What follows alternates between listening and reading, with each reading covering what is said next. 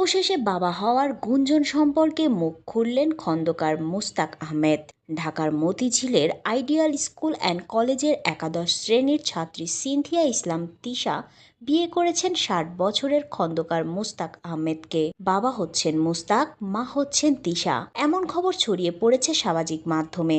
এই নিয়ে বুধবার খন্দকার মুস্তাক বলেন, এমন কোনো খবরই নেই, জীবন এগিয়ে যাচ্ছে জীবনের নিয়মে। যদি আল্লাহ পাক এমন কোনো সুযোগ দেন তাহলে সবাইকেই জানাবেন। অসম বয়সী দুজনের প্রেম কাহিনী ছিল আলোচনায়। মুস্তাকের বয়স তিশার বাবার থেকেও ৮ বছর বেশি, কিন্তু এতে কোনো সমস্যা নেই তাদের। গল্প হার মানাচ্ছে সিনেমা বা উপন্যাসের কাহিনীকেও।